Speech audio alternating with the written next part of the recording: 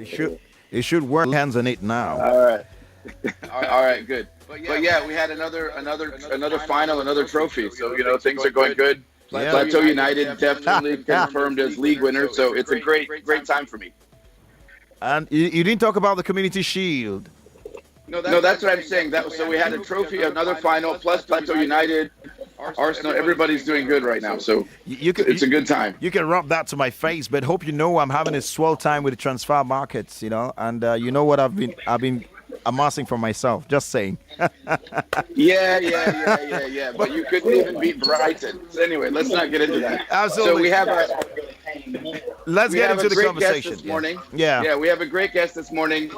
His name is Emeka Okpukpara, and he has a very, very long title, but he works with the UK Nigeria Infrastructure Advisory Facility. But I think more importantly, he became a father this weekend. So congratulations, Whoa. Emeka. So Congratulations to you. If you see it, his eyes look a little red. He looks a little tired. He looks a little, shaken. But congratulations, man. That's awesome. And thanks for still taking time to come on the show. So how are you today? Thank you.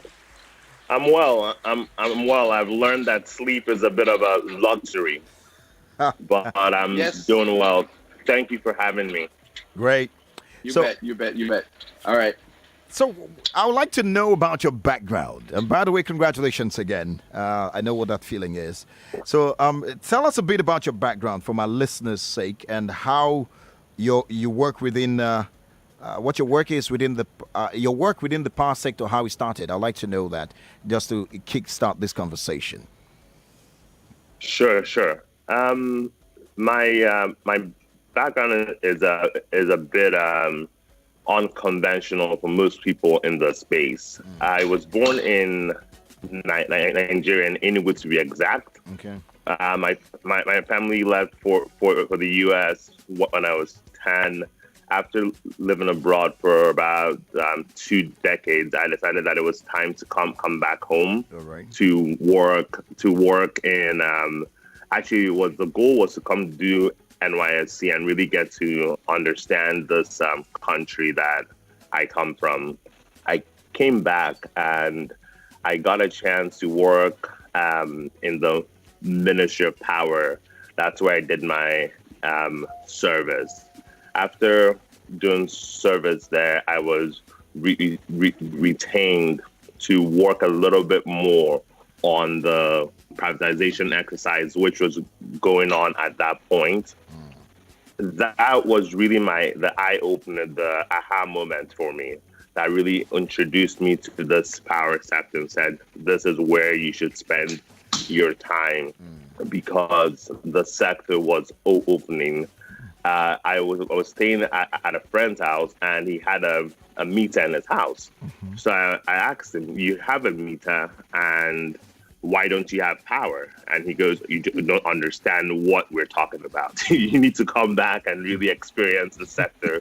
So I spent some more time, did some research, and found all the different issues that were plaguing the sector. Okay. So that really gave me the insights on how to really play in the sector. So for me, I feel that the power sector was what drew me back, and it's what allowed me to come back and really try to make an impact in the sector. So Emeka, so you came back and worked in power and sort of fell into that. But what did you have a background in power before coming back, or that was just where you landed because of NYSC and you built up from there? So I have a background in finance and economics, and as all of us know, engineering is not the problem in the power sector. It's more or less a management, a coordination problem. So for me, coming in with a non-technical background, I thought would have been a big disadvantage. But hearing the issues, you now start understanding that the issues are really around project management and things of that nature. Okay. So, I mean, you said you previously worked at the Federal Ministry of Power in Nigeria, right? Were you where you, of course, got to use data to drive change within the Honorable Minister's Reform and Change Management Team.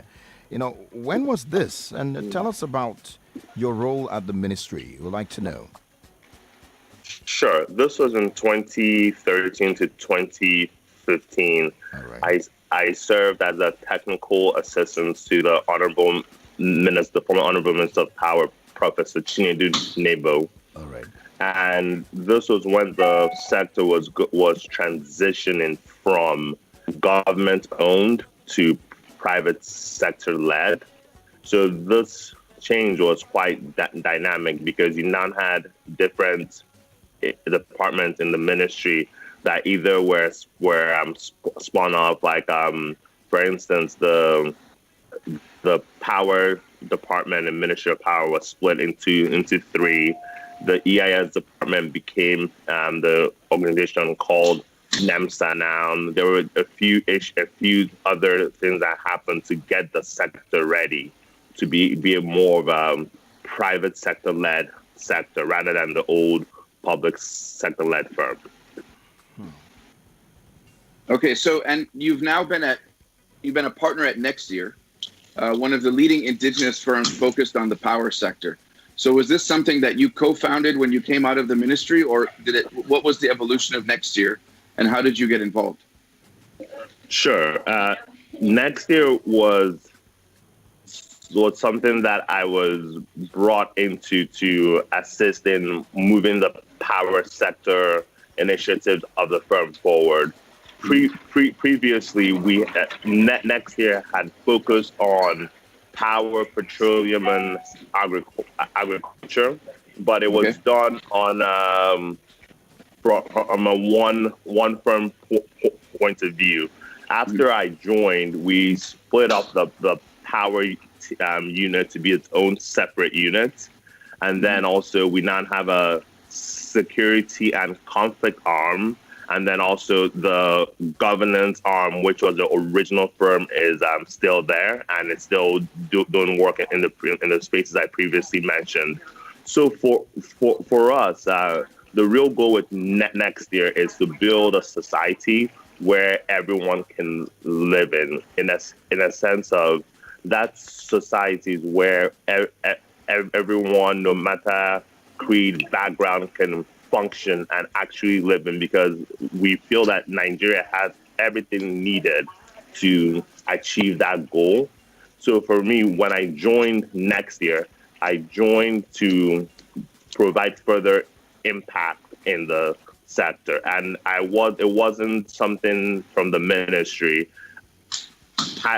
Patrick Akibo, which we know very well, Wiebe, approached me and we had a conversation, and from the conversation I learned his passion for Nigeria, and it was clear that this was a firm that was going to make waves in the power sector and on the sectors we play in. So once I got the opportunity to join, I viewed it as the way I could make the most impact in the power sector. I'm tempted to bring a question that someone asked me some time ago about power. So what's the problem with power in Nigeria? But that's not my next question. My next question is different from that. But if you want to answer that later, it's okay. But by the way, the listener, if you're just joining us, you are listening to Power Solutions. It is live on Nigeria's number one for talk. It's 99.3 Nigeria Info. My name is Collins. I should have started with my co-host. His name is Dr. Wiebe Boer. And we have a special guest. He is the Deputy Power Component Leader of UK Nigeria Infrastructure Advisory Facility. And Emeka Okpukpara Jr. is his name. But I'd like to know, really, tell us about the UK Nigeria Infrastructure Advisory Facility. What's the work in Nigeria, and what exactly is your role when you say... Deputy, what exactly is your role? I'd like to know. And what's your work in Nigeria? Yeah. Sure. So UKNAIF is a 4-year, £72 million program that's focused on technical assistance. The real goal is it aims to improve the lives of some of Nigeria's poorest people by improving the way infrastructure is designed and delivered in the country. The program is active in three spaces: power sector, the federal road network, and infrastructure finance, which includes public-private partnership and capital budgets.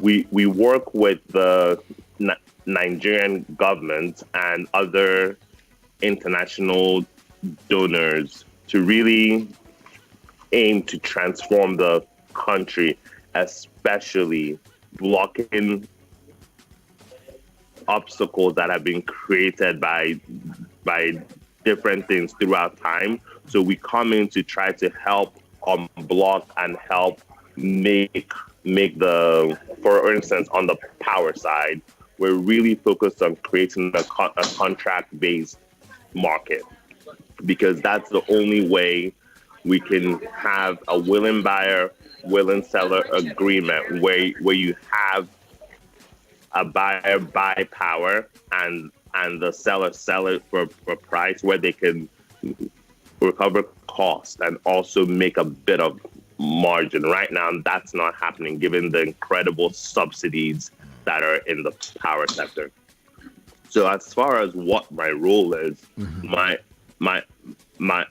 role is to work with the agencies in the power sector, the Transmission Company of Nigeria, NERC, REA, Federal Ministry of Power, MBETS, and other power sector stakeholders to figure out and address any issues they could have around, if they need help with bringing in a technical consultant to help them design a tariff structure that works, or if it's around, let's figure out how to improve the metering in the sector, or if it's around customer enumeration. The project, my team would get in to help assist them on those projects, and a short-term delivery-focused projects, because we want an instance where we come in, we help deliver the product, but we don't want to come and do the work forever. We come in, help you design it, and then we allow you to now build it going forward. So it sounds like a role where you get to create impact and see the impact very quickly. So look, let's move on. We were going to focus today on MiniGrids. Yes, right. So I guess MiniGrids is one of the areas that you must be focusing on within this program. So just for the listener, I mean, we've had people talk about MiniGrids and so on, but you've been in this for a while. So give us a clear and simple definition that the average listener out there can understand. What is a MiniGrid? Break it down for us. So a MiniGrid, most people will look at a grid as the national grid. That's what we've heard forever. But a MiniGrid is a smaller, compact, robust grid that contains generation through either solar, gas, or even a diesel gen, but it feeds into a smaller grid where the one person controls all of that. So literally you have a scenario where you have one developer who generates, transmits, distributes, and collects energy. The ideal MiniGrid would be one that has a metering system that allows the guy to collect what each person uses. The key difference between a MiniGrid and the normal national grid is that most MiniGrids are between 100 to 200 homes or businesses, and the average size is less than 1 megawatt. So the national grid is about 4,500 megawatts is what gets to the grid, but this one is a much smaller modular system, around 1 megawatt. We know that the mini-grid sector recently has received some kind of development. Of course, it's developing really recently. I'd like to know what you're doing to drive any form of. Is there any intervention for the sector in this regard? Yeah, so for the program, as I mentioned earlier, we're focused on a contract-based market, both on and off grid.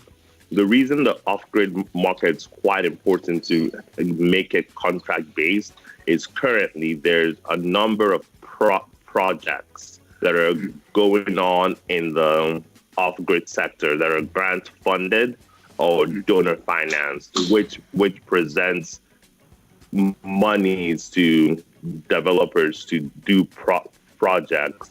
But the problem that normally happens is most of those projects, the ones that were designed in the past, have not been contract based. So once the donor money dries up, you not have an issue where people cannot pay for the service. And if they cannot pay for the service, the project has a risk of failing in the long run. So our focus is really to drive the sector to contract-based and off-grid sector. But the key to that is creating investable mini grids, where you now have a mini grid that you've cost, and you can see how the developer can make its money from the project.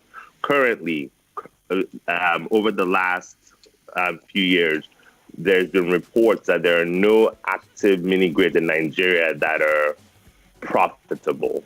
So we're working with the REA to look at models on how to design a mini grid that's profitable, hopefully to then replicate that throughout the various states and the various zones in the country.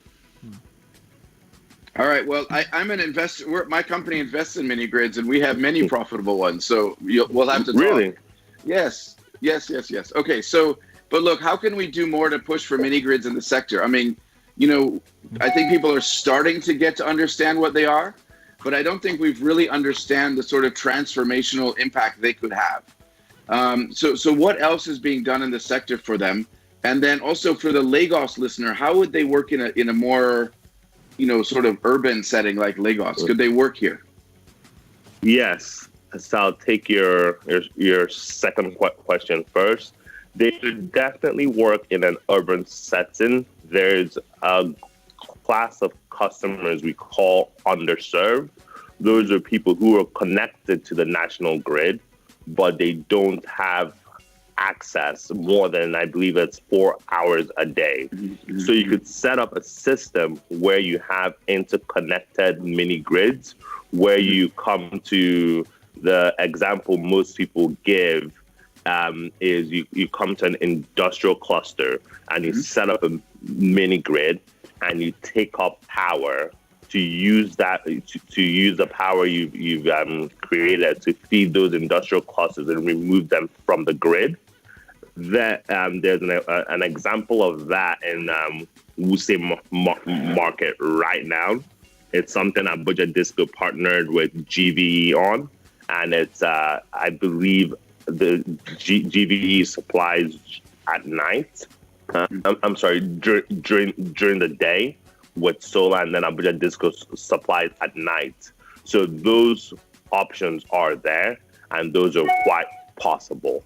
And then as far as what is being done to make the public a bit more aware, there are angles that are being followed, but I think the key model that folks are now realizing is mini grids should be used for productive use as the anchor client.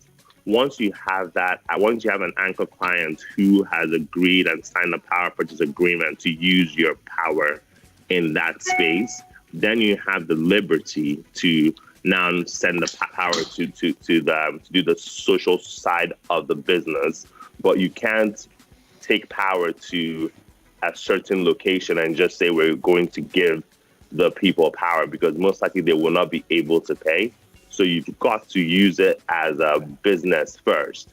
And then once you have that taken off, you can then use the rest of the power to do the social side of the business. Great. Our time is fast spent. I have a number of comments here before I give you what I would consider my last question to you quickly. This one says, Damlola from Ikorodu says, situation of power in Nigeria is we sell lights to other countries and we suffer still, and this country we're giving power to does not even have power. I don't make sense. I can't make sense of it, but I think it has to do with there's this thought somewhere. I think it's a good one that we are. I don't know if it's a thought or a reality. You know, we hear people say, "We give light to other countries and we don't have light." I've heard that common straight. I mean, would you want to comment on that, Wiebe or Emeka? I think we should let Emeka comment on that. He's the expert. Okay, Emeka. I think you're more of an expert, Wiebe, but no worries. I'll comment. So yes, we give light to other countries based on agreements that were signed. Okay. There's a few agreements that are signed based on the water flows, and because I think two of our neighbors can't use the dams. We now say, all right, we'll then substitute and we will give you X number of megawatts of power every day. So those are agreements that have been signed and we can't get out of them because they're binding. And if we understand the issue with Nigeria, it's not that we don't generate power. Generation is not the problem. So there are distribution and transmission issues that need to be addressed as far as their interface. So even if we stopped giving power to those other countries, we still wouldn't have more power in Nigeria. So I think that's what a lot of Nigerians don't understand. Great. We really have to go. I can see a lot of comments here. Sally saying that he's 65 years old. He said the power issue has been like this since he was a little girl. And saying that she was a little girl, ma'am. And she says it would never work because we don't want it to work, period. So, I mean, what optimism would you give someone who has this mindset? I mean, how would you react to this as we go, Emeka? So we live in Nigeria where most Nigerians will agree that 9 out of 10 things don't work, right? So why do you expect power to work? That should be the baseline. But the key, the thought is there are things that are happening that are going to help the power sector ahead.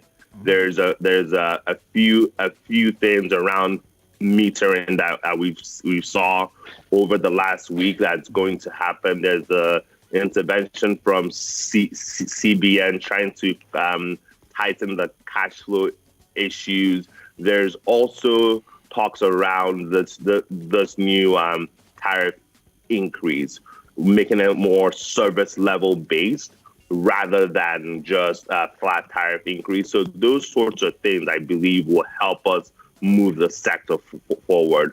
But as far as if we're dead and buried in the power sector, no. I think it's going to take a bit more work and a bit more, Nigerians don't like this, but a bit more patience from Nigerians for us to get to where we would like to go.